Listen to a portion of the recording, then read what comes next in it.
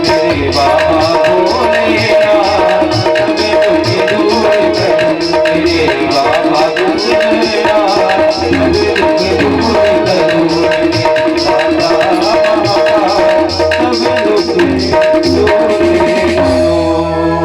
बोलो शंकर भगवान की, शिव महापुराण की जय हो। सब्जी में सब कुछ डला हो, नमक ना हो तो आनंद नहीं आएगा। उन्होंने कहा सब मसाले डाल गए महाराज, नमक भूल गए। तो कथा खूब आनंद दे रही हो, लेकिन जब तक भजन कानों में ना पड़े तब तक आनंद नहीं आता। बोलो शंकर भगवान। क्योंकि ये महापुराण कह भी रही है, श्रवण मनन और कीर्तन। कथाओं का श्रवण करो और मन से मनन करो और जितना हो सके भगवान का कीर्तन करो। दक्ष की तपस्या से प्रसन्न होकर भगवती उनकी समक्ष प्रकट हो गई और कहा कि मांगो, वरदान मांगो। तो दक्ष ने कहा कि आप मेरे घर पुत्री रूप में आ जाइए और मेरे मनोरथ को पूर्ण कीजिए, भगवान शंकर को वर लीजिए। माता पार्वती भगवती ने दक्ष को आशीर्वाद दिया और वरदान दिया कि तथास्तु, मैं शीघ्र ही तुम्हारे घर तुम्हारी कन्या के रूप में आऊंगी। लेकिन एक वचन मैं अभी ले लेती हूँ, देखो पहले ही ले लिया, बाद में आ रहे हैं। एक वचन ले लेती हूँ कि यदि तुमने मेरा अपमान किया, जब तुम मेरा अपमान करोगे तब मैं तुमको त्याग दूंगी। ये मैं सत्य कहती हूँ। बोलो शंकर भगवान की। भगवान की लीला है, भगवान को सब पता है कि आगे क्या होना है, लेकिन भगवान उस लीला का आनंद लेते हैं। कुछ समय पश्चात दक्ष की पत्नी, जिनका नाम था वीरणी, एक नाम उनका अश्विनी, एक नाम उनका प्रसूति, तीन नाम है। एक नाम वीरणी, दूसरा अश्विनी और तीसरा प्रसूति। तो जिसमें प्रसूति का अर्थ क्या होता है? प्रसूति का अर्थ होता है जन्म देने वाली। अब समझ लो कि कितने जन्म दिए हैं प्रसूति ने, माता वीरणी ने। कितनी? 60 तो कन्याएं हुई हैं उनकी। कितनी? 60 कन्याएं। 60 कन्याओं में इनने 13 कन्याएं ऋषि कश्यप को प्रदान की, 10 कन्याएं इनने धर्म को प्रदान की और 27 कन्याएं चंद्रमा को प्रदान की हैं। बोलो शंकर भगवान। 27 कन्याएं चंद्रमा को, और चंद्रमा के नक्षत्र कितने हैं? 27 नक्षत्र हैं। उन्हीं नक्षत्रों से चंद्रमा घटते और बढ़ते हैं। 27 नक्षत्र। तो ये नक्षत्र नहीं, ये 27 दक्ष की कन्याएं हैं जो चंद्रमा की पत्नियां हैं। भगवान शंकर जी के लिए सती ने अवतार धारण किया दक्ष के यहाँ। और दक्ष भी कौन है? दक्ष मतलब सब कामों में दक्ष। और वो इतने दक्ष हो गए तो वो अपने आप को ईश्वर से ही बड़ा मानने लगे। बोलो शंकर भगवान। और भगवान सबको सब कुछ दे देते हैं, लेकिन अभिमान जरूर किसी का नहीं रखते, वापस ले लेते हैं। बोलो शंकर भगवान। कोई को कितना ही अभिमान हो जाए, चाहे रावण, कंस, कौरव, सबका अभिमान भगवान नष्ट कर देते हैं। तो आज सती दक्ष के यहाँ पुत्री रूप में जन्म हुआ। तो इनका जन्म जब हुआ तो दक्ष के चारों ओर संपत्ति अपने आप बढ़ने लगी, ऐश्वर्य बढ़ने लगा, नाना प्रकार के फल फूल दुर्लभ प्रकृति के द्वारा उत्पन्न होने लगे। और एक समय ऐसा आया कि जिस समय पर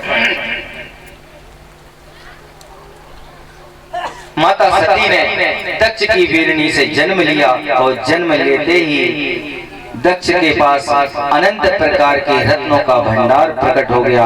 दक्ष के मन में प्रसन्नता की लहर छा गई। बड़ी प्रसन्नता से इन्होंने इनका नाम सती नामांकरण किया। बोलो सती मैया की जय। सती का अर्थ ही है सत्य को धारण करने वाली।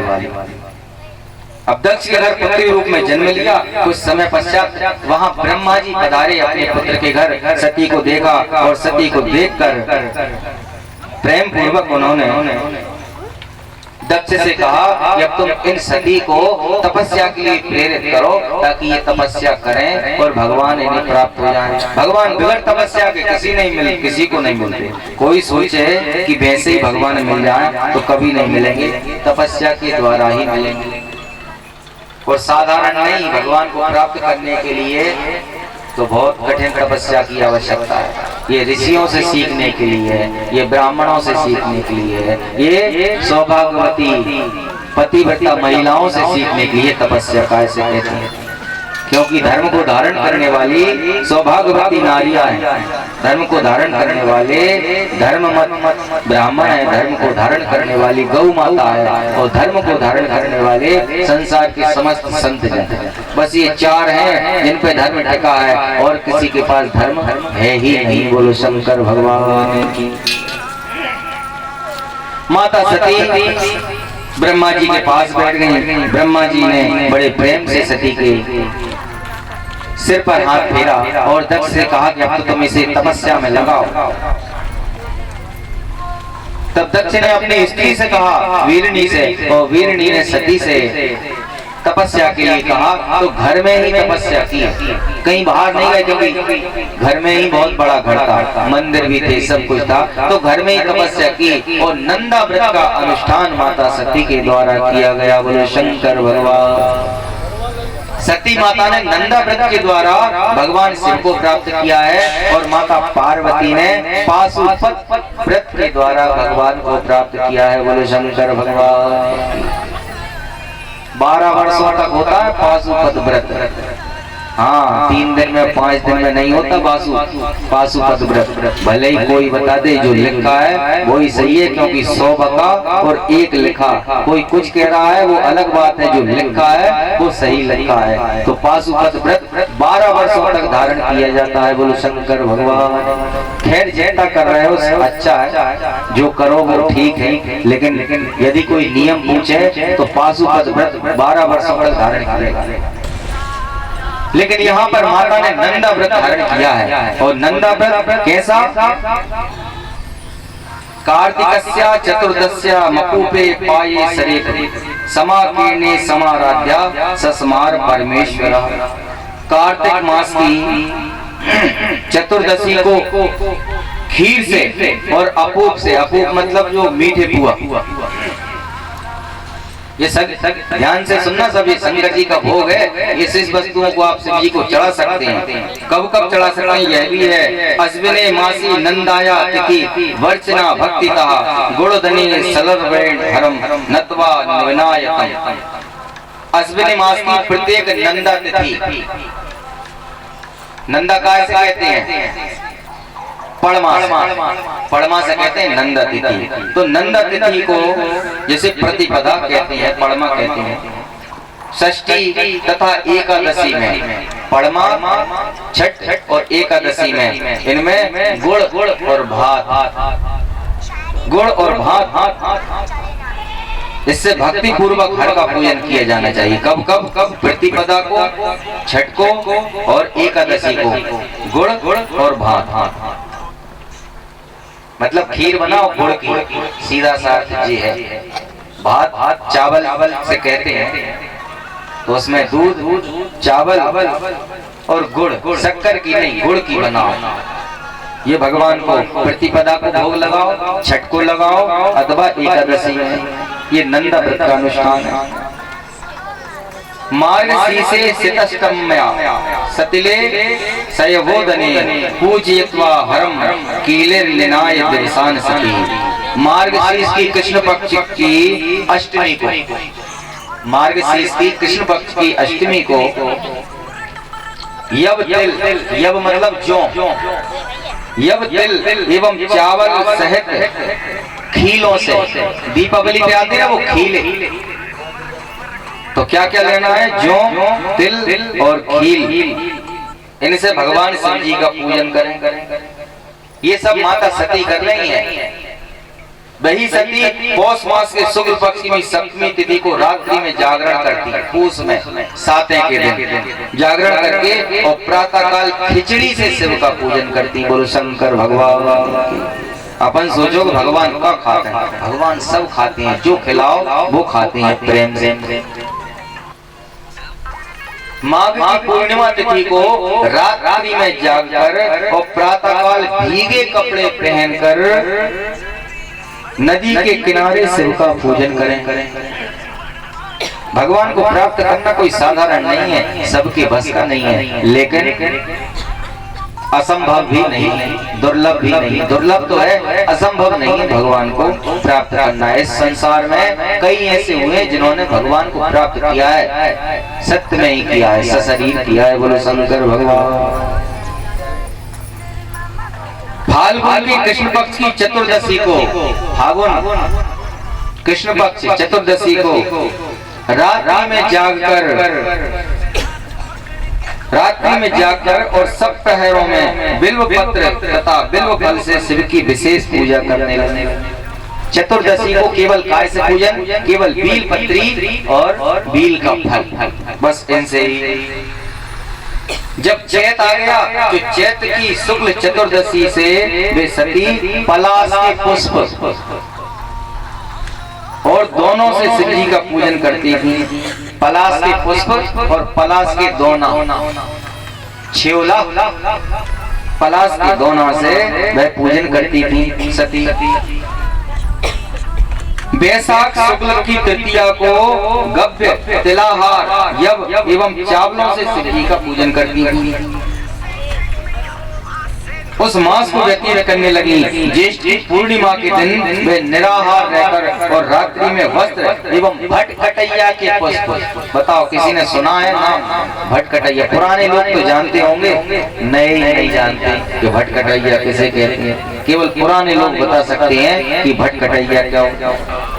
भटकटैया के पुष्पों से शिव जी का पूजन करके वे सती उस मास को व्यतीत करने लगी और आषाढ़ शुक्ल चतुर्दशी को काले वस्त्र, आषाढ़ के शुक्ल पक्ष की चतुर्दशी को काले वस्त्र धारण करके और भटकटैया के पुष्पों से शिव जी का पूजन करने लगी।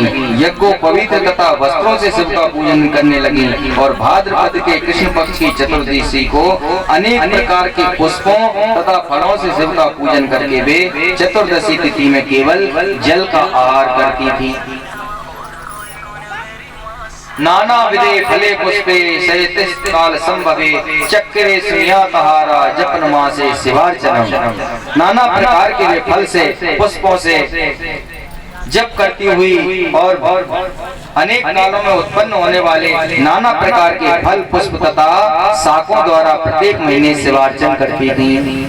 अपनी इच्छा से वह मानव रूप धारण करने वाली वे सती दृढ़ व्रत से युक्त होकर सभी महीनों में तथा सभी दिनों में शिव पूजन में तत्पर रहने लगी। इतम नंदाव्रतम कृष्णम समाप्यम सुषमाहिता दध्यो शिवम सती प्रेमना निश्चला भूय गंधवी।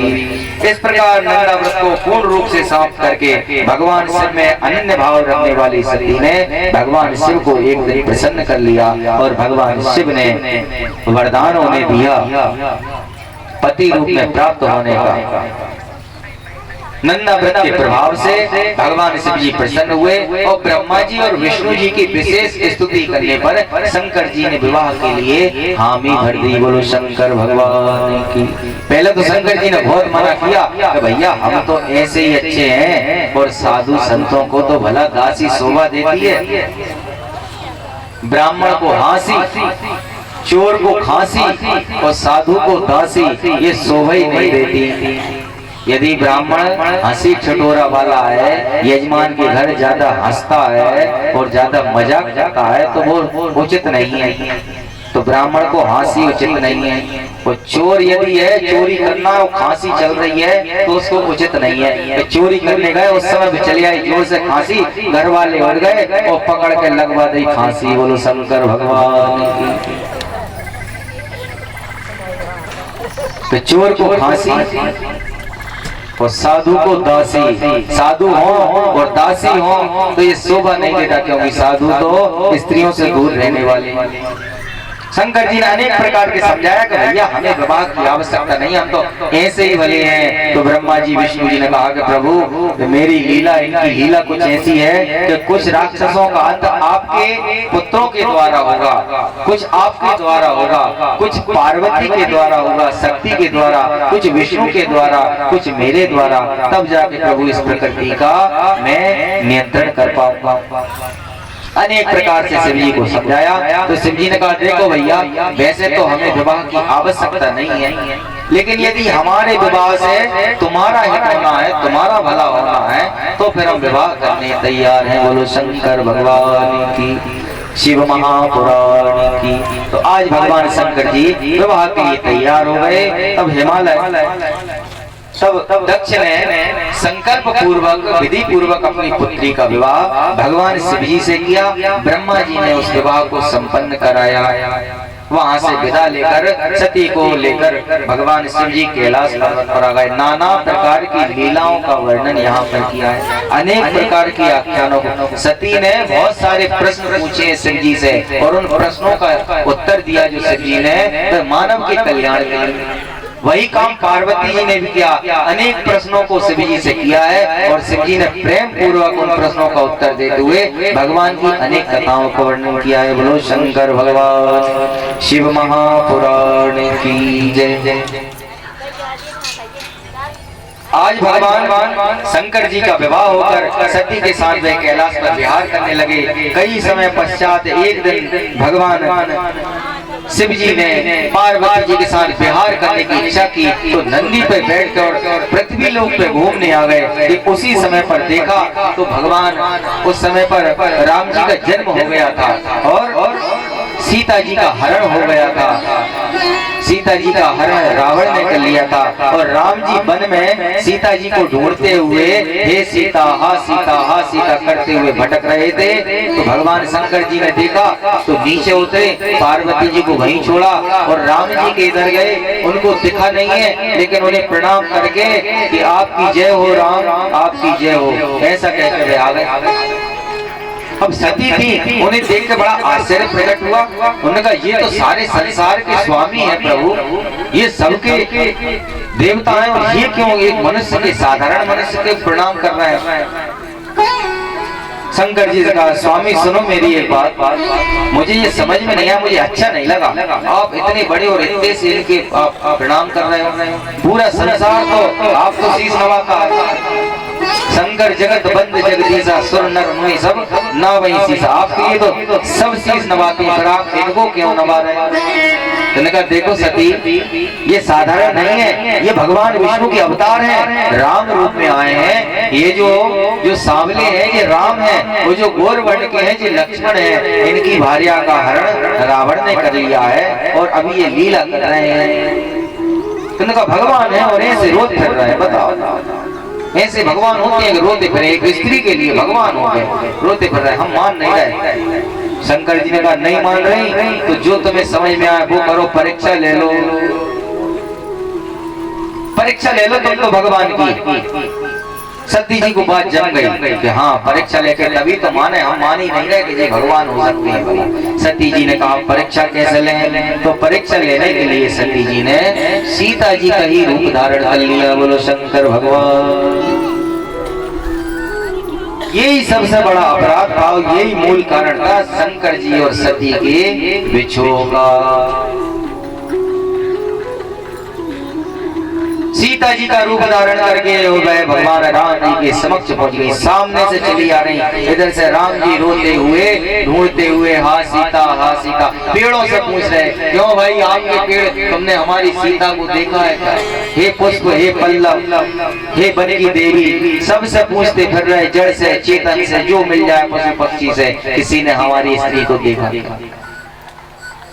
स्वयं सीता जी का रूप धारण करके सती जी सामने आ गई। जैसे ही सामने आई तो राम जी ने कुछ समय के लिए रोना छोड़ दिया और माता को देख के पहचान गए। प्रणाम करके कहा कि हे माता, आप यहाँ क्या कर रही हैं? और शंकर जी कहाँ हैं? और ये सीता जी का रूप क्यों रखा है सीता का? बोलो शंकर भगवान की।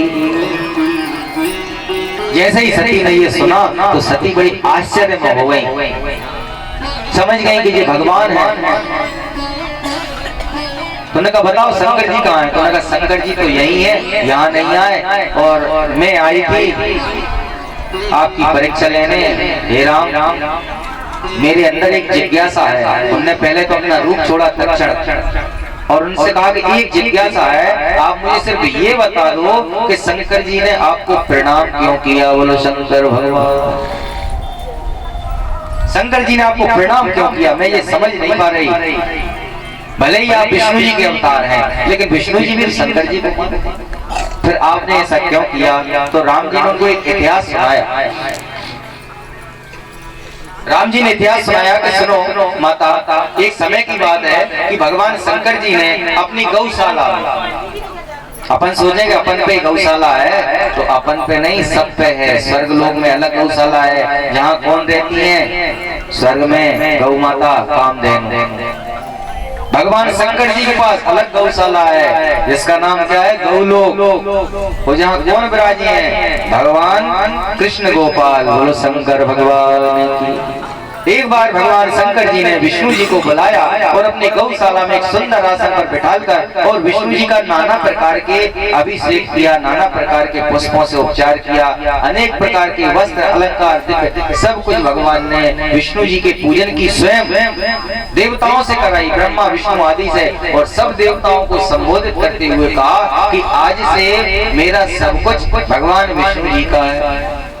सीधी सीधी भाषा में आज के समय में जिसे पढ़े लिखे लोग कहते हैं पावर ऑफ अटर्नी।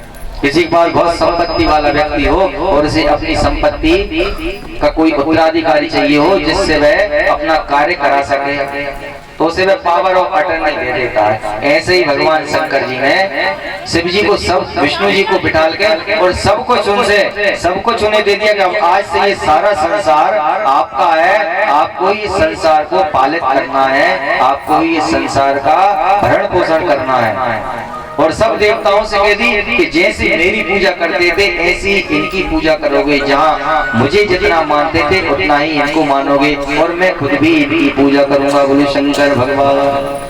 तो हे माता, भगवान ने ही वरदान दिया था खुद से, तो भगवान के वरदान से ही भगवान ने आज मुझे प्रणाम किया, यही उसका कारण है और कोई भी कारण नहीं है। बोलो शंकर भगवान। माता सती जी का संदेह दूर हो गया और वह भगवान शंकर जी के पास आ गई। अब यहाँ शंकर जी ने पूछा कि क्यों परीक्षा ले आई? मैंने कहा ले आए। क्या हुआ? बोले भगवान है, आप सही कह रहे थे। बोले कैसे ली? नहीं बताई परीक्षा कैसे ली। अब बता कैसे देंगे? सीता का रूप धारण किया। अब देखो 2 ही दिन से गए पाड़े और हलवा मिले न माड़े। सीता जी का रूप धारण कर लिया, तो जिस शरीर में सीता का रूप धारण किया, अब शंकर जी उस शरीर को कैसे स्वीकार कर सकते हैं, क्योंकि वह तो फिर माता स्वरूप हो गई। बोलो शंकर भगवान। और यहाँ भले ही सीता बन के आई थी, लेकिन माता थी तो राम जी की भी माता ही थी। बोलो शंकर भगवान। दोनों देवताओं ने माता समझ के प्रणाम कर लिया। अब तो शंकर जी ने ध्यान धर के देखा कि बात क्या है। आखिर ध्यान धर के देखा तो शंकर जी तो घट घट की जानते हैं कहाँ क्या हो रहा है। उन्होंने देख लिया कि क्या हुआ। अब उनके मन में बहुत दुख हो गया कि ये तो बहुत गलत किया सती ने, सीता का रूप नहीं रखना था और कुछ कर लेना था। अब तो मैं इनको वर्ण भी नहीं कर सकता, यदि स्वीकार करूं तो मेरा धर्म जाए और वे से त्याग करूं तब भी मेरा धर्म जाए। तो उन्होंने कहा लौकिक में नहीं, मन से त्याग कर दो भगवान। शंकर जी ने अंदर से ही ऐसा संकल्प किया कि आज से मैं मेरी पत्नी सती का त्याग करता हूँ। जैसे ही भगवान ने अंदर संकल्प किया, आकाशवाणी हो गई वहां से कि हे शंकर आप धन्य हैं, हे शंकर आप धन्य हैं। सती जी ने पूछा बहुत बार बार भगवान से कि भगवान आपने ऐसा क्या वचन लिया है, ऐसा क्या मन में संकल्प किया है कि आकाशवाणी हुई है, बताओ आप। शंकर जी ने बात नहीं बताई, यहाँ वहाँ की लगा के और इधर उधर मन बहला के लेकर बताया ही नहीं है कैसे ही, लेकिन मन से त्याग कर दिया। क्योंकि मन मोती और दूध रस या को यही स्वभाव, फट जाए तो ना मिले कोटिन करो उपाव। मन से त्याग कर दिया। अब सती जी भी समझ गई कि हमारा त्याग भगवान ने कर दिया है, अब लौकिक में ही नहीं छोड़ पा रहे थे। अब उन्होंने कहा क्या करें, अब भगवान ऐसे मन से तो त्याग दिया, लेकिन जिसने त्याग दिया हो उसके साथ, अब किसी के साथ रहो पर कोई बोले ही ना तो कहाँ उसके साथ कोई रह सकता है। माता तो मन में दुखी रहने लगी, अब क्या करें क्या करें। अच्छा, भगवान ने भी खूबों ने कथाएं सुनाई मन बहलाने के लिए नाना प्रकार की, लेकिन सती के मन का दुख दूर नहीं हुआ। तो आज सती ने अपने पिता की बुद्धि खराब कर दी। बोलो शंकर भगवान, ये लीला देखो भगवान। अब शरीर त्यागना है तो कारण उत्पन्न करना पड़ेगा, क्योंकि मृत्यु बगैर कारण के नहीं होती। मृत्यु में कोई ना कोई कारण अवश्य लगा रहता है। एक दिन दक्ष की बुद्धि में प्रवेश करेंगे, क्योंकि बुद्धो मनोबुद्धि अहंकार, जो कुछ है सब प्रकृति की देन है। जो बुद्धि है, जो विचार है, जो शब्द है, जो वाणी है, ये सब माता की देन है। तो आज माता ने अपने पिता की ही बुद्धि पे विराजमान होके और उनसे शंकर जी का विरोध करवा दिया लौकिक में। अच्छा, विरोध भी क्यों लिया उन्होंने दक्ष ने? पूर्व काल में शंकर जी ने ब्रह्मा जी का 5वां सिर काटा था। अब दक्ष पुत्र हैं ब्रह्मा जी के, तो अंदर से उनको ईर्ष्या हो गई थी कि ये शंकर जी ने मेरे पिता का सिर काटा। और एक दिन और किसी आयोजन में गए थे, शंकर जी भी वहीं बैठे हुए थे। तो जैसे ही दक्ष आए तो सब लोगों ने खड़े हो गए और उनको प्रणाम किया, सबने नमस्कार किया, स्वागत किया। शंकर जी नहीं उठे तो अपनी जगह बैठे रहे। शंकर जी तो जगत के पिता है, वो थोड़ी किसी को प्रणाम करेंगे, उनको ही सब प्रणाम करेंगे। और दक्ष के मन में ये अहंकार आ गया कि ये तो हमारे दामाद है। दामाद है मतलब हम इनके पिता के तुल्य हो गए, ससुर पिता से कम नहीं होता। दक्ष के अंदर ये अहंकार कि ये दामाद होकर ये खड़े नहीं हुए सम्मान में, और सब खड़े हो गए। उन्होंने कहा ठीक है, अब इन्हें तो हम बताएंगे। तुमने श्राप दे दिया कि हम श्राप दे रहे हैं कि आज से तुम्हारी पूजा कहीं नहीं होगी। बोलो शंकर भगवान, तुम्हें यज्ञ में भाग नहीं मिलेगा। अब शंकर जी को तो कोई श्राप लगती नहीं है, लेकिन शंकर जी अपने भक्तों का मान नहीं टलते। अपना मान भले टल जाए, भक्त का मान न टलने पाए। जो वाक्य निकल गए हैं उनको सत्य करना है। तो आज दक्ष ने मन में ऐसा विचार किया और वहां से जाके एक यज्ञ की तैयारी कर दी। अनेक प्रकार का उसने वहां सामग्री एकत्रित की, सभी देवताओं को बुलाया और दक्ष ने एक विशाल यज्ञ की तैयारी की। सबके लिए आमंत्रण भेज दिया, बस नहीं भेजा आमंत्रण तो शंकर जी के अपनी ही पुत्री के आमंत्रण नहीं, सारे देवताओं को आमंत्रण दिया। और तो और जो 27 की पुत्रियां थी जो चंद्रमा को भी आई थी। अब चंद्रमा भी कहाँ रहते हैं? वहीं रहते हैं जहाँ शंकर जी रहते हैं। शंकर जी के तो मस्तक पर विराजमान है, हिमालय निवास स्थान है, वहीं उनकी पत्नियां रहती हैं। तो जब यज्ञ हो रहा था तो चंद्रमा की पत्नियां रोहिणी आदि तैयार हो के सज के जा रही थी यज्ञ में। सती जी ने देखा, अरे बहन कहाँ जा रही हो तुम इतना सज धज के, हमें भी तो बता दो। तो नगारे आपको नहीं पता क्या? बोले क्या नहीं पता? बोले पिताजी ने यज्ञ किया है, आमंत्रण आया था, उसी में जा रहे हैं। सती को बड़ा झटका लगा कि बताओ हमारे पिता ने यज्ञ किया और हमको पता नहीं। अरे बोले शंकर जी के आगे होगा निमंत्रण, भूल गए होंगे भगवान तो बताना। वैसे ही ध्यान में बैठ जाते हैं। दौड़ी दौड़ी गई भगवान शंकर जी के पास, पूछा बताओ प्रभु आमंत्रण आया है क्या, निमंत्रण भेजा है पिताजी ने? तुमने पूछा काय का निमंत्रण? बोले यज्ञ हो रहा है। शंकर जी ने कहा आमंत्रण तो नहीं आया, आएगा तो देखेंगे। वैसे आएगा नहीं, शंकर जी तो सब जानते हैं। तो माता सती ने कहा कि प्रभु भूल हो गई होगी, ऐसा हो सकता है भला कि अपनी पुत्री के ना आए, या फिर ऐसा भी हो सकता है किसी के हाथ रख दिया हो वो आया ना हो। अपन नहीं किसी का विवाह करें कि भैया वो फलाने का कार्ड ले जाओ और तुम दे देना भाव। उनके कार्ड ही नहीं पहुंचा तो बाद में उनसे कह रहे हैं कि तुमने हमें नहीं भेजा निमंत्रण, तो अपन कह रहे हैं हमने तो भेजा था, उससे भूल गया होगा। तो अपने पिता का मान बढ़ाने के लिए, उनकी बात रखने के लिए सती जी कह रही है कि भूल गए होंगे या कोई आया होगा तो चलना चाहिए हमें। शंकर जी ने कहा देखो भैया बगैर बुलाए नहीं जाना चाहिए कहीं भी, और ऐसी जगह तो बिल्कुल मत जाओ कि आओ नहीं, आदर नहीं, और नैनन नहीं सने, तुलसी कहाँ न जाइए जहाँ कंचन बरसे में। शंकर जी कह रहे हैं कि ऐसी जगह नहीं जाना चाहिए जहाँ कोई आओ भाव ना मिले। अब कहीं अपन पहुंच जाओ मुंह उठा के और कोई ने जय नहीं कही कि आओ साहब आओ, अगर कोई यही नहीं कह रहा तो फिर वहां जाने से कोई लाभ नहीं। कोई आदर नहीं दे रहा कि आइए आइए विराजिए, आसन ग्रहण कीजिए, आदर नहीं मिल रहा तो भावी मत जाओ। और यदि नेत्रों में प्रेम नहीं है, कहीं जाओ तो जो प्रेम रखता है उसके नेत्रों में प्रेम की चमक अलग दिखाई, हमारे प्रेमी आ गए, हृदय से लगा लेगा पकड़ के, ये तो हमारे प्रेमी आ गए। और कोई ऐसी होती है कि आ गए तो उन्हें नेत्रों से भी सम्मान नहीं मिला, अरे जी और कहां से उनका बहुत खग है, बोले आंखों की भाषा समझ लेता, खग जाने खग ही की भाषा। भगवान ने नाना प्रकार समझाया कि रहने दो, अगर बुलाए मत जाओ, भले ही पिता का ही घर क्यों ना हो। लेकिन नहीं मानी सती, उन्होंने कहा नहीं, कुछ भूल हो गई, कुछ गलती हो रही है, मैं जाऊंगी और मैं खुद समझा के आऊंगी। शंकर जी ने कहा देखो भैया समझा रहे हैं मत जाओ, लेकिन नहीं मानी। और जब नहीं मानी तो शंकर जी ने साथ में गढ़ कर दिया। 8 करोड़ गढ़ साथ में गए थे, नंदी आदि थोड़े बहुत नहीं। भगवान को तो पता है कि क्या होना है। 8 करोड़ गढ़ साथ में गए और माता सती अपने पिता के घर में गई। बोलो शंकर भगवान। जैसे ही पिता के घर में गई तो माता ने देखा कि सती आ गई, तो ऊपर अरे आओ बेटी आओ आओ।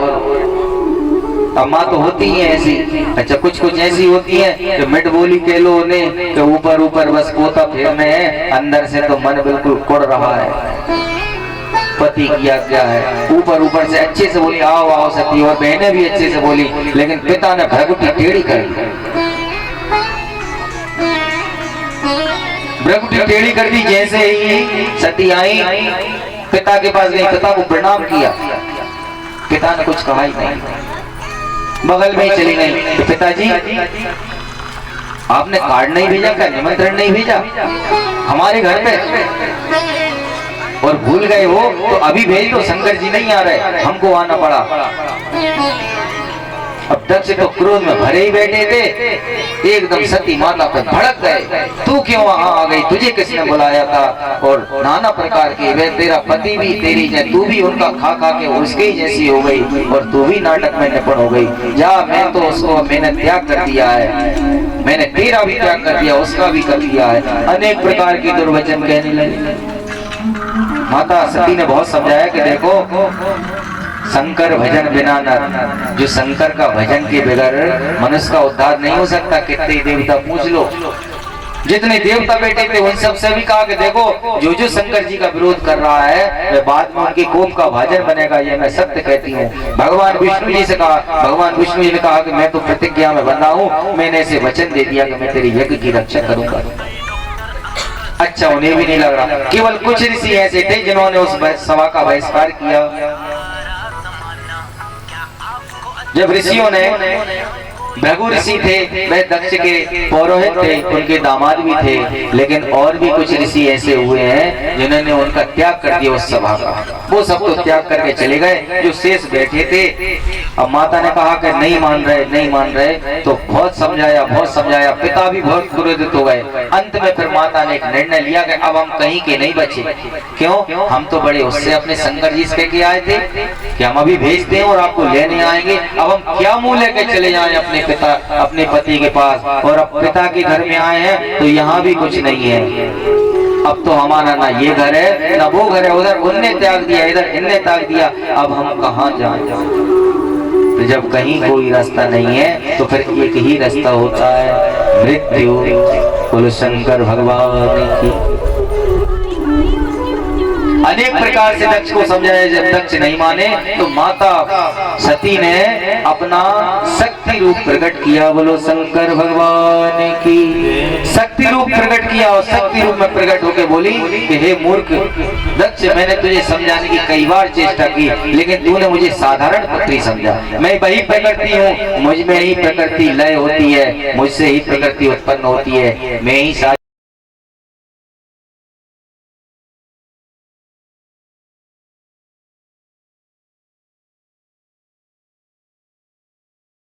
की मूलभूत।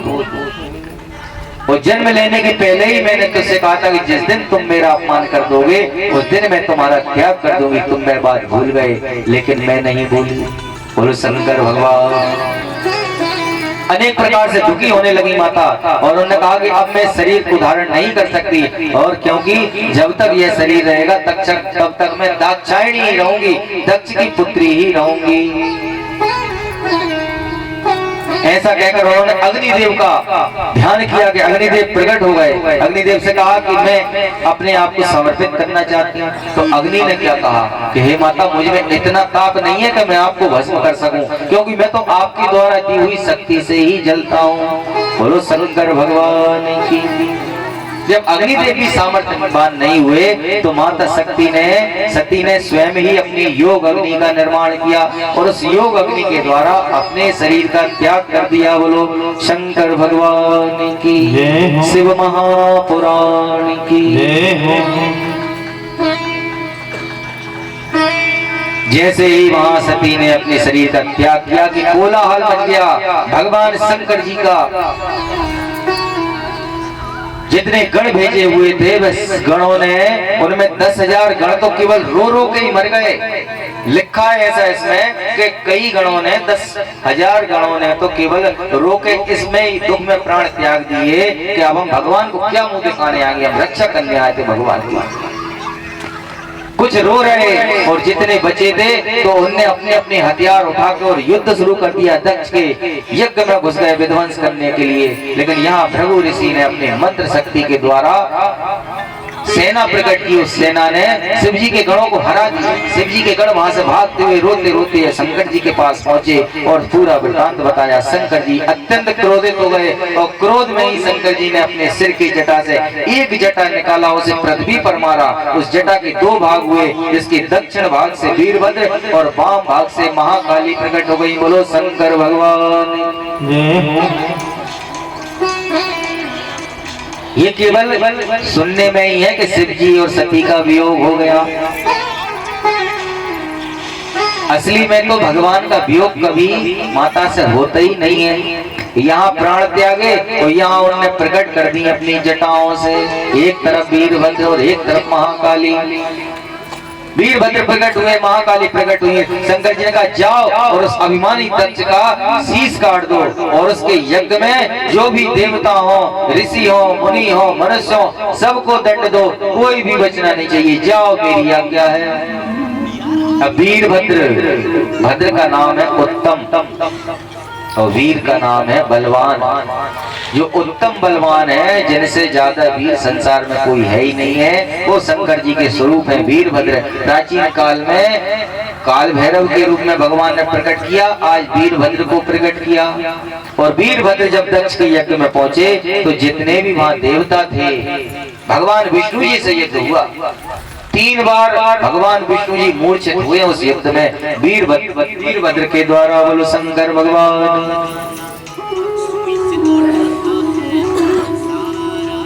3 बार भगवान विष्णु जी वीरभद्र के द्वारा जब मूर्छित हुए तो वीरभद्र की युद्ध कला से प्रसन्न हो गए और उससे कहा कि तुम वरदान मांग लो, क्या वरदान चाहिए। तो वीरभद्र ने कहा कि इस युद्ध से बीच में से हट जाओ, दक्ष और हमारे बीच में से हट जाओ, बस यही वरदान है, क्योंकि हम भी आपका वध नहीं कर सकते, क्योंकि आप में और हमारे प्रभु में कोई भेद नहीं। विष्णु जी वहां से अपने स्थान को प्रस्थान कर गए और वीरभद्र सबको दंड देते हुए सीधे पहुंचे जहां दक्ष यज्ञ कर रहा था। तो दक्ष कुछ भी नहीं कर पाया। वीरभद्र ने अपनी खड़ग से और दक्ष का सिर ऐसा काटा कि वह सिर सीधा हवन कुंड में स्वाहा हो गया। बोलो शंकर भगवान की, शिव महापुराण की। दक्ष को वध करने के बाद वीरभद्र अपने प्रभु के पास वापस आ गए। अब यहाँ दक्ष का जब यज्ञ विध्वंस हो गया तो भगवान विष्णु जी ने वचन दिया था दक्ष को उसका यज्ञ पूर्ण कराने का। सीधे पहुंच गए शंकर जी के पास, पता है कि कहाँ जाना है, और शंकर जी के पास जाकर शंकर जी के चरणों में गिर गए। अनेक प्रकार से निवेदन किया, हे भगवान, मैंने ही उसे वरदान दिया था कि मैं तेरे यज्ञ की रक्षा करूंगा, अब मैं कैसे अपने वरदान की पूर्ति करूंगा, आपको ही कृपा करना पड़ेगी। अनेक प्रकार से उन्होंने भगवान शिव को प्रसन्न किया और शिव को लेके आए वहां से। जब शिव जी वहां से आए तो आके उन्होंने सबसे पहले दक्ष को जीवन दान दिया। और उन्होंने कहा ठीक है। देखा शंकर जी ने, उनका सिर लेके आओ वीरभद्र। तो सिर होए तो लाए, सिर तो हो गया स्वाहा। उन्होंने कहा एक काम करो, उत्तर दिशा में चले जाओ, तो जो मिल जाए पहले उसका ही सिर ले आओ।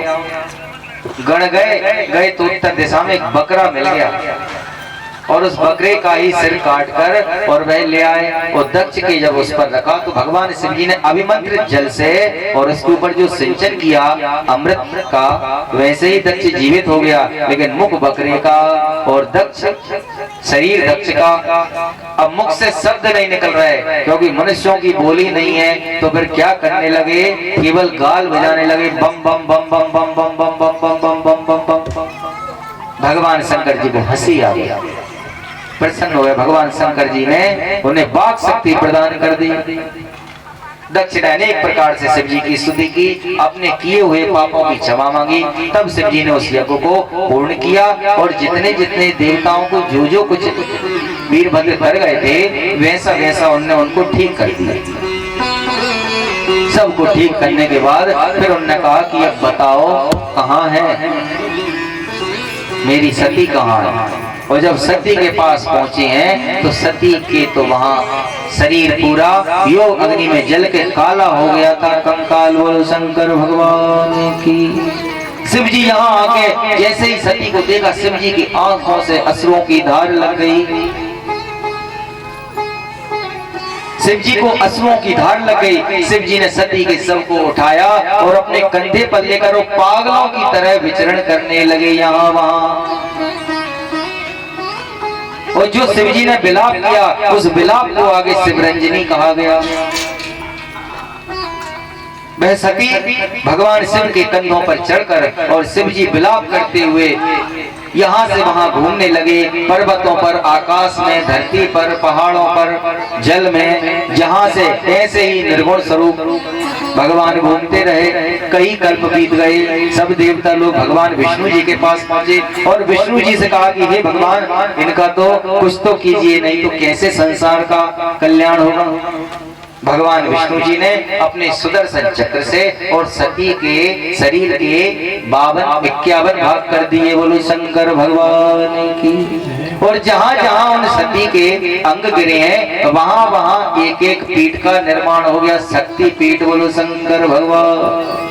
शिव महापुराण की 51 शक्ति पीठ इस संसार में माता के गिरे। और जहां जहां एक एक अंग गिरा वहां वहां माता के स्थान हो गए। वहीं वहीं भगवान शिव जी ने एक एक भैरव भी वहां उनकी रक्षा के लिए नृत्य किया है। 52 भैरव होते हैं, 51 है, वो 52 भी भैरव भगवान शिव जी के द्वारा। 51 भैरव का सती के समक्ष जहां जहां पिंड गिरे थे वहां वहां भैरव पीठ का निर्माण किया। जहां अग्नि गिरी वहां ज्वाला देवी हो गई। जहां नेत्र गिरे, जहां भुजाएं गिरी, जहां कानों की कुंडल गिरे, अलग अलग जहां पे गिरे वहीं वहीं वैसे स्वरूप में माता की पूजन होने लगी। माता का कामाख्या के रूप में भी माता की पूजन होती। जब सारे पिंड गिर गए तब भगवान शिव जी उस माया से बाहर निकले। बोलो शंकर भगवान की। शिव महापुराण की जय। जब शंकर जी सती के विचार करके वह और अनेक प्रकार से देवताओं को दुख देने लगा, कष्ट देने लगा। धीरे धीरे करके उसने सब देवताओं का राज्य छुड़ा लिया, सब पे अपना आधिपत्य कर लिया। तब सारे देवता भगवान शिव जी के पास पहुंचे। बोलो शंकर भगवान की। शिव महापुराण की। भगवान शंकर जी के पास पहुंचे, शंकर जी से निवेदन किया। शंकर जी ने भी कहा कि भाई इसमें हम तो कुछ नहीं कर सकते, वरदान तुमने दिया है, अब तुम जानो। अब तो सती भी नहीं है और अब तो उनका जन्म भी नहीं होना, कहाँ होना। तो भगवान ने कहा कि प्रभु आप ही ऐसी कृपा करो, क्योंकि आपकी शक्ति है, आपकी कृपा से वह बार बार अवतार धारण करती हैं। तो मैं पुनः फिर तपस्या के द्वारा माता को इस पृथ्वी पर, इस संसार में लेके आऊंगा। इस समय तो हमें आपके सिवाय संसार में किसी का आसरा नहीं है। बोलो शंकर भगवान की।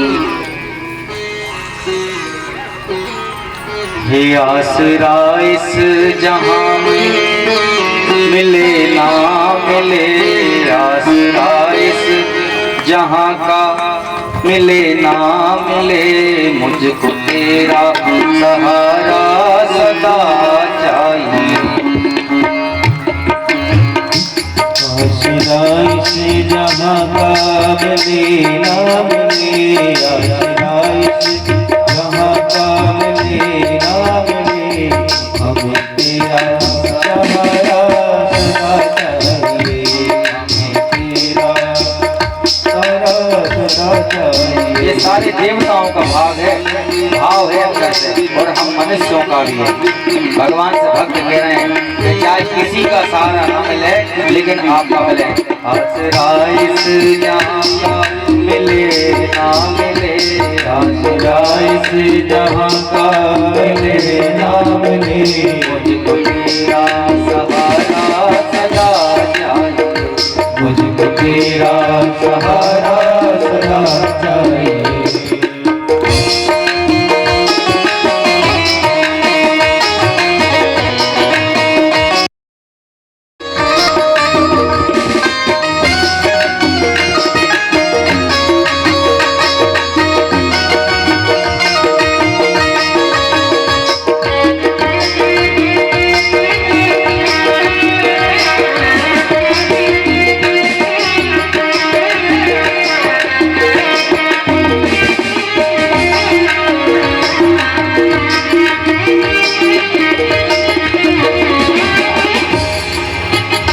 चांद तारे आसमां पर दिखे ना दिखे, चांद तारे आसमां पर दिखे ना दिखे, मुझको तेरा नजारा सदा चाहिए। मुझको तेरा नजारा सदा चाहिए। मुझको तेरा नजारा सदा।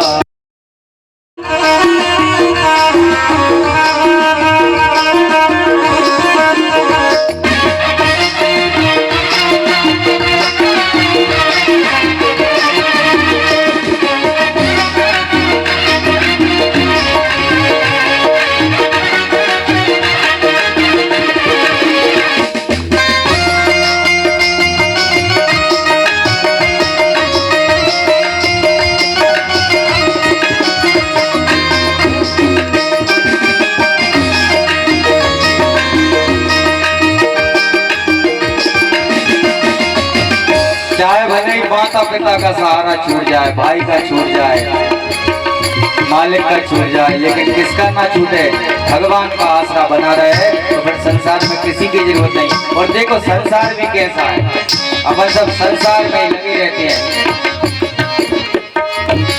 क्या है संसार में? यहाँ खुशियाँ हैं कम, यहाँ खुशियाँ हैं कम और ज्यादा है गम, यहाँ खुशियाँ हैं कम और ज्यादा है गम। बताओ, खुशी तो छोटी छोटी होती है कभी कभी, कि अब तो कन्या हो गई, बालक हो गया, खुशी हो गई थोड़े दिन, विवाह हो गया, खुशी हो गई, लेकिन गम ज्यादा है, दुख ही ज्यादा है। क्यों? बार बार दुखों का अभाव, सुखों का अभाव है और दुखों का प्रभाव है। यहाँ खुशियाँ हैं कम और ज्यादा है गम, यहाँ खुशियाँ हैं कम और ज्यादा है गम। यहाँ देखो वही है भरम ही भरम, जहाँ देखो वही है बरम ही बरम। मेरी चाहत की दुनिया बसे ना बसे, मेरी चाहत की दुनिया बसे ना बसे, दिल में बसेरा तेरा चाहिए, मेरे दिल में बसेरा तेरा चाहिए।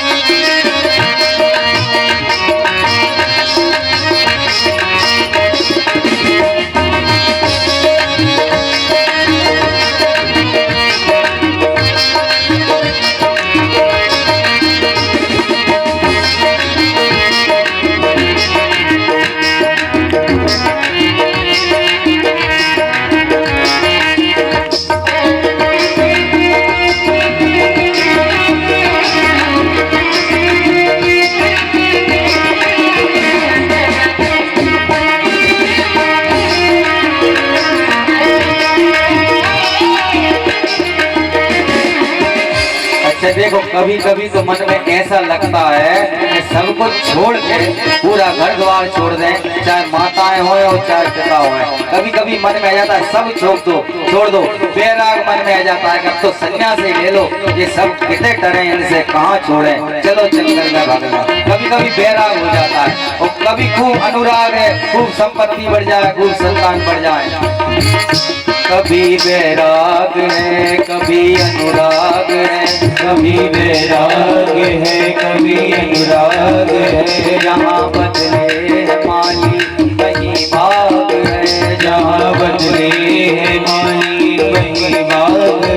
मेरी कुटिया में ज्योति जले ना जले, मेरी कुटिया में ज्योति जले ना जले, मेरे दिल में उजाला तेरा चाहिए, में उजाला तेरा चाहिए। आसरा इस जहाँ का मिले ना मिले, आसरा इस जहाँ का मिले ना मिले, तेरा उजाला तेरा चाहिए, तेरा उजाला चाहिए।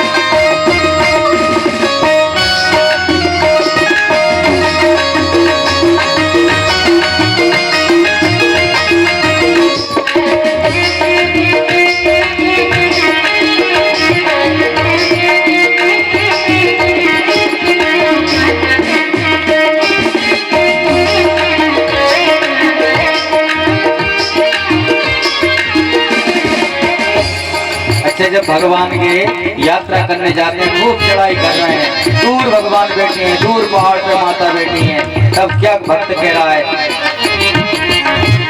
मेरी धीमी है चाल और पथ है विशाल, मेरी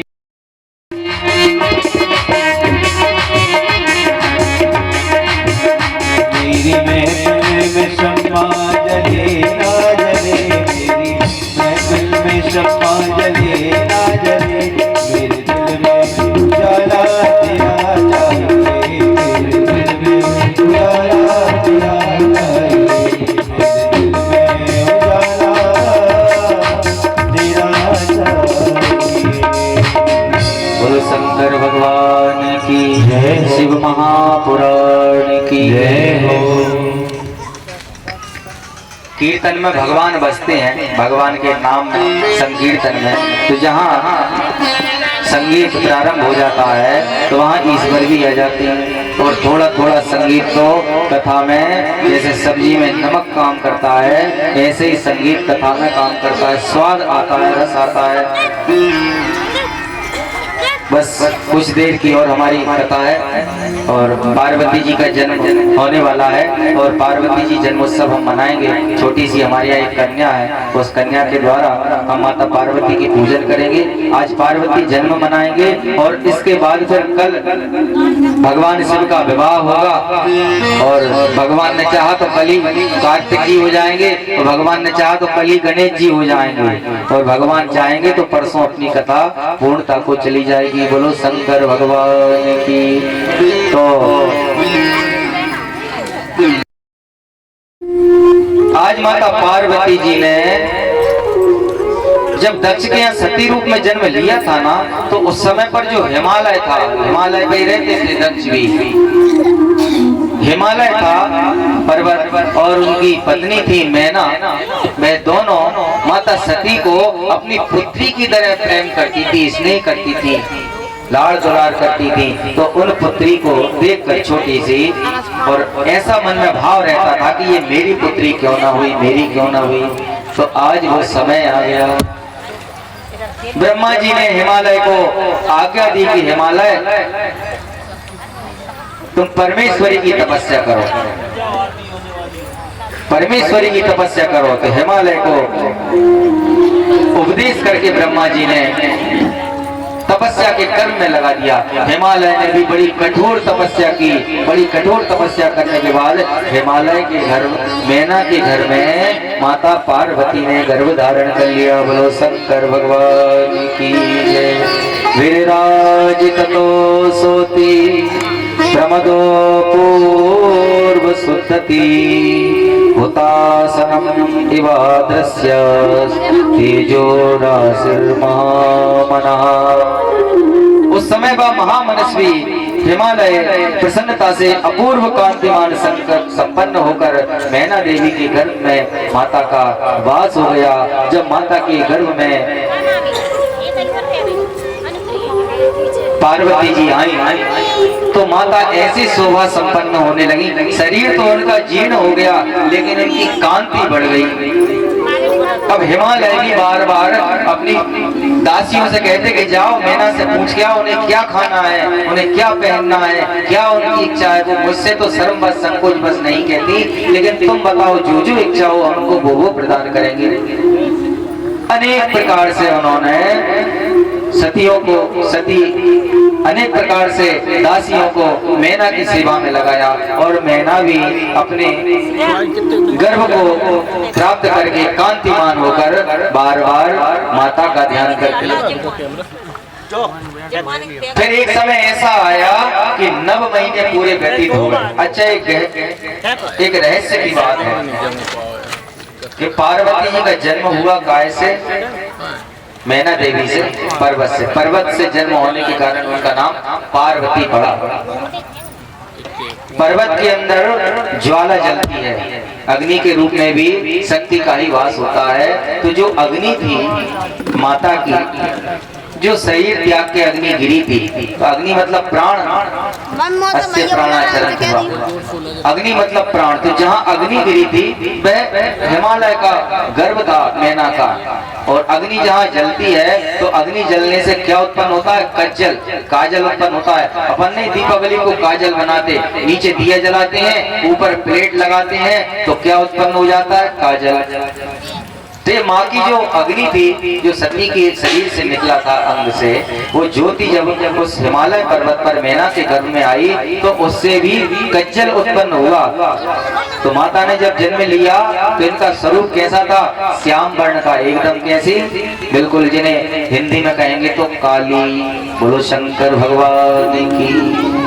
अब शिव कहाँ गोरे, एकदम कपूर जैसे, और माता बिल्कुल काली। जय काली कलकत्ते वाली, बोलो शंकर भगवान की। तो माता का जन्म, लेकिन उसका अर्थ यही है कि अग्नि से जो उत्पन्न होगा तो वह क्या होगा? कज्जल। तो कांति कज्जल की तरह, लेकिन उनकी चमक जो आभा थी वह सूर्य को भी फीका करने वाली थी। बस कुछ समय और लेंगे माताओं, अभी पार्वती का जन्म करके और फिर आरती करेंगे। कथा का प्रसंग छोड़कर किसी को उठना नहीं चाहिए, ऐसा शिव महापुराण कहती है। तो काम तो दिन भर लगे हैं, जीवन भर लगे हैं, कथाएं कभी कभी मिलती हैं सुनने के लिए। काम तो थोड़ी देर से भी हो जाते हैं, लेकिन कथाएं बार बार नहीं मिलती। ये सिर्फ 5 दिवस की है और यह पुराण तो ऐसा है कि इसको सुनने के बाद ये हम निश्चय पूर्वक कह सकते हैं, विश्वास पूर्वक कह सकते हैं कि किसी को भी किसी की असदगति नहीं होगी, नरक किसी को प्राप्त नहीं होगा। अपने अपने कर्म अनुसार सदगति को सभी भक्त प्राप्त होंगे। बोलो शंकर भगवान की जय।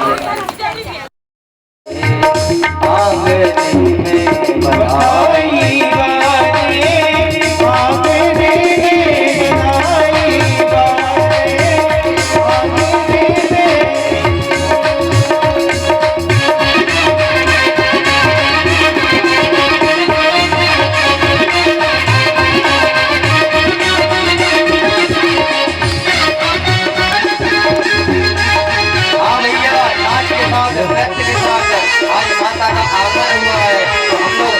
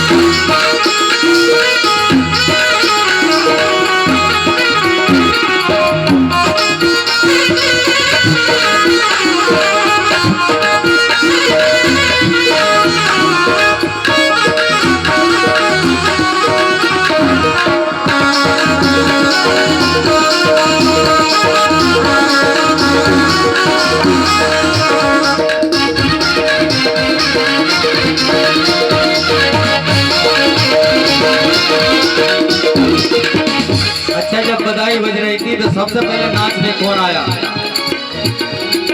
नारद भी नाचे, हिमाचल भी नाचे, नारद भी नाचे, हिमाचल भी नाचे, नारद भी नाचे, हिमाचल भी नाचे, नारद भी नाचे, हिमाचल भी। और कौन नाच रहा?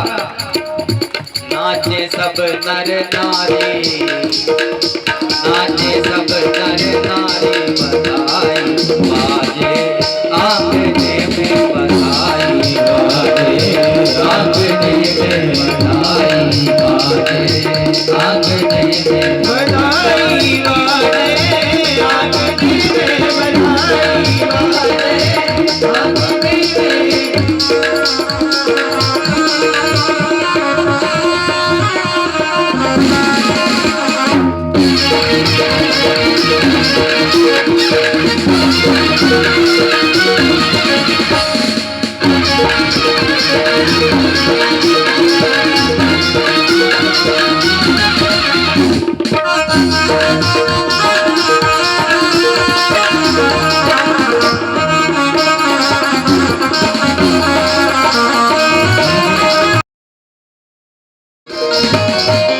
बोलो शंकर भगवान की, शिव महापुराण की जय। आज माता पार्वती का जन्म यहाँ पर हो गया है मैना के यहाँ। समय कम है, दिन 5 है।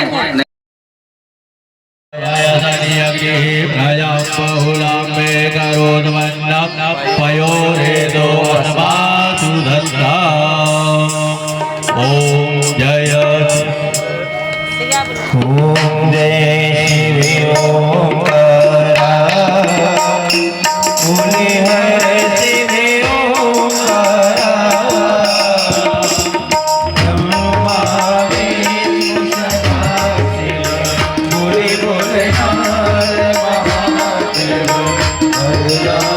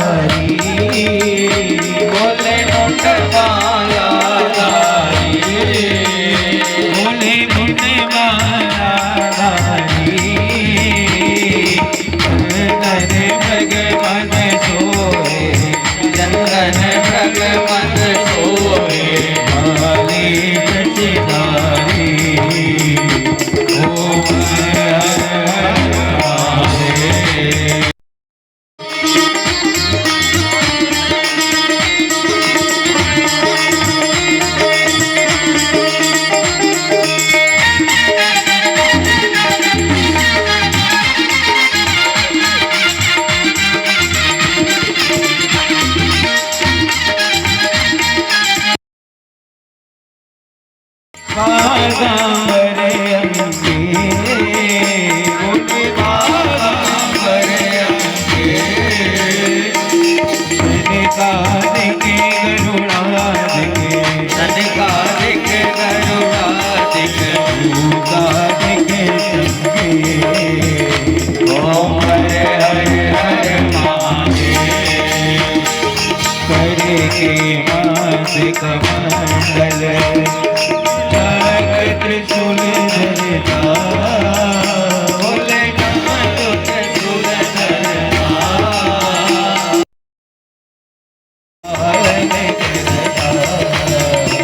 ओम हरे हरे हरे महादेव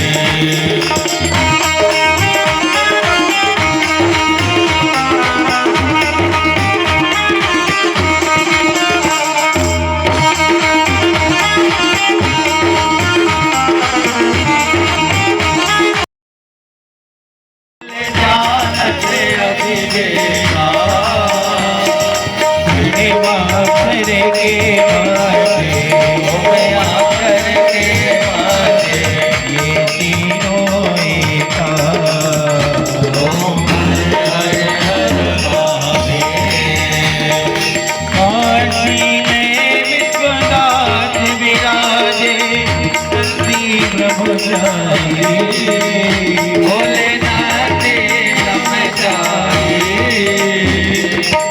से उठ भोग लगावत से उठ दर्शन पावत माती भारी ओम हरे हरे हरे महादेव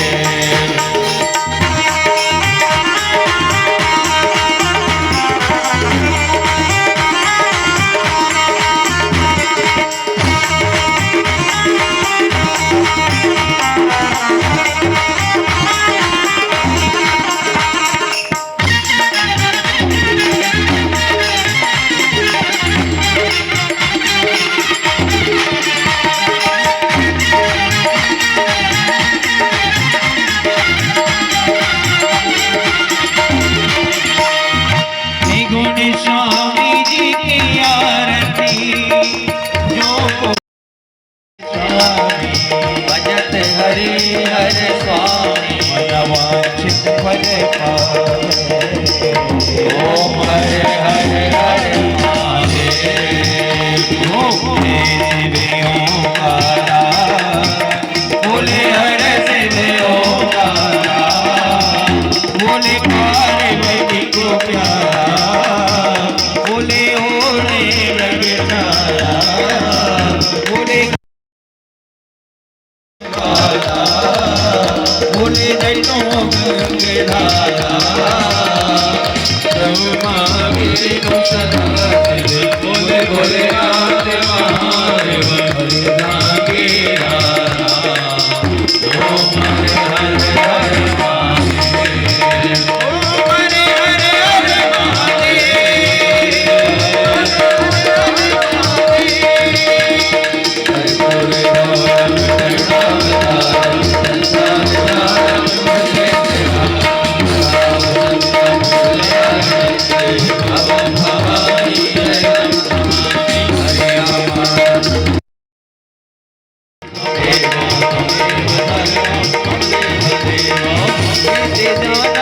लेते जाना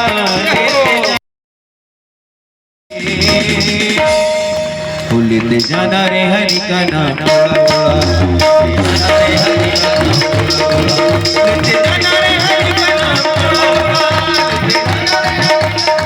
थोड़ा थोड़ा प्यारा प्यारा सुंदर सुंदर प्यारा प्यारा सुंदर सुंदर प्यारा प्यारा सुंदर सुंदर प्यारा प्यारा सुंदर सुंदर ये निराला लेते जाना रे हरि का नाम थोड़ा थोड़ा लेते जाना रे हरि का नाम थोड़ा थोड़ा लेते जाना रे हरि का नाम थोड़ा थोड़ा लेते जाना रे हरि का नाम थोड़ा थोड़ा लेते जाना रे हरि का नाम बोलो शंकर भगवान की ओम जन्नेन जिन्नमय जन्त देवाय तानि धर्माणि प्रथमा देवाः ओम राजाधिराजाय प्रशयसाहिने नमो वयं वै श्रवणाय कुर्महे समे कामान् कामकामाय मह्यं कामेश्वरो वै श्रवणो ददातु कुबेराय वै श्रवणाय महाराजाय नमः ॐ सति साम्राज्यं भोज्यं स्वराज्यं वैराज्यं पारमेड्यं राज्यं महाराज्यमाधिपत्यमयं समन्तपर्यायै स्यात् सार्वभौमः सार्वायुकान्ताधा प्रार्थातो पृथिव्यै समुद्रपर्यन्ताय एकराटिति तदपेकलोको वीतो मरुतः परिवेशारो मरुतस्य वसङ्ग्रहे आविक्षितस्य कामपरेर्विषवे देवा सवासरिति ॐ विषवाद चक्षुरुदं विषवादो मुखो विषवादो बाहुरुदा विषवाद स्वादा सम्बाहुव्यान्धमतिसम्पदतीर्द्यावा भूमि जनयन्देव एकः ॐ एकदन्ताय विद्महे वक्रतुण्डाय धीमहि तन्नो दन्ति प्रचोदयात् ॐ गणाम्बिकायै च विद्महे कर्मसिद्ध्यै च धीमहि तन्नो गौरी प्रचोदयात् ॐ नारायणाय विद्महे वासुदेवाय धीमहि तन्नो विष्णु प्रचोदयात् ॐ महालक्ष्म्यै च विद्महे विष्णुपत्न्यै च धीमहि तन्नो लक्ष्मी प्रचोदयात् ॐ हिमाचलसुतायै च विद्महे शिवप्रियायै च धीमहि तन्नो पार्वती प्रचोदयात् ॐ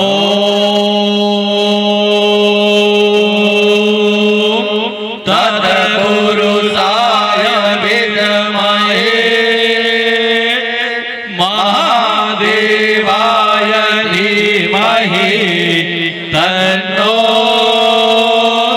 रुद्रा प्रचोदयात् नानास्वन्यपुष्पाणि यथा कालोद्भवानि च अञ्जलरमया दत्ता गाढा परमेश्वरः सुखी वसे संसार सब दुखिया रहे न कोई यह अभिलाषा हम सबकी भगवन पूरी होय विद्या बुद्धि तेज बल सबके भीतर होय दूध पूत धन धान से वंचित रहे न कोई नारायण तुम आप हो विमोचन हार क्षमा करो अपराध सब कर दो भव से पार हाथ में लेकर पुष्प मन में श्रद्धा भाव पुष्पांजलि अर्पण करूं करो देव स्वीकार